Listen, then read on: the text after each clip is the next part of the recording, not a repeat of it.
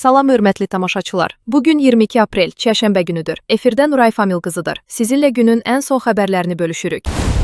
Aprelin 21-də ölkə ərazisində qeydə alınan 44, əvvəlki dövrlərdən bağlı qalan 8 cinayətin açılması polis əməkdaşları tərəfindən təmin olunub. Daxili İşlər Nazirliyinin mətbuat xidmətindən Stop Narkotikaza bildirilib ki, axtarışda olduğuna görə ümumilikdə 125, o cümlədən borclu şəxs qismində axtarışda olan 109 nəfər saxlanılaraq aidiyyəti üzrə təhvil verilib. Narkotiklərlə əlaqəli 25, qanunsuz saxlanılan silah-sursatın götürülməsi və aşkarlanması ilə bağlı 11 fakt müəyyən edilib. Cinayət törətməkdə şübhəli bilinən 54 nəfər saxlanılıb. Ümumi çəkisi 21 kiloqrama yaxın narkotik vasitə və kultivasiya yolu ilə yetişdirilmiş 52 ədəd çətənə aşkar olunaraq götürülüb.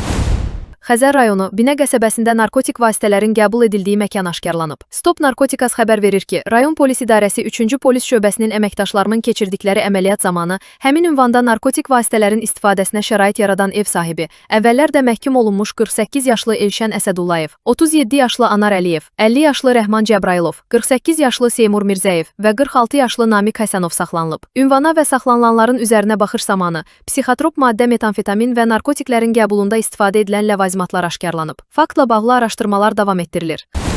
Xətai rayonunda 11 min manat dəyərində 6 ədəd mühərrik oğurlamaqda şübhəli bilinən şəxslər saxlanılıb. Belə ki, naməlum şəxslər rayon ərazisində yerləşən şirkətlərdən birinin həyətindən ümumilikdə 11 min manat dəyəri olan 6 ədəd su və elektrik mühərriyi oğurlayıblar. Xətai rayon polis idarəsinin 37-ci polis şöbəsinin əməkdaşlarının keçirdikləri tədbirlərlə əməli törətməkdə şübhəli bilinən Nağıyev və İbrahimov müəyyən edilərək saxlanılıb. Araşdırma zamanı saxlanılan şəxslərin taladıqları əşyaları metal qəbulu məntəqəsinə satdıqları məlum olub. Araşdırmalar davam etdirilir.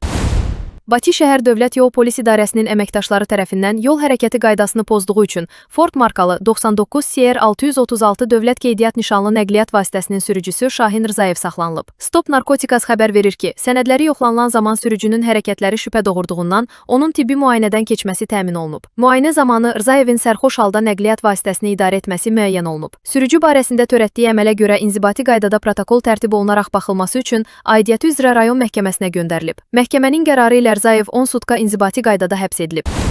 Tovuzda azyaşlını elektrik cərəyanı vurub. Hadisə rayonun Çataq kəndində qeydə alınıb. Kənd sakini 6 yaşlı Quliyevi yaşadığı evin həyətində oynayarkən elektrik cərəyanı vurub. Nəticədə uşaq hadisə yerində ölüb. Faktla bağlı araşdırma aparılır.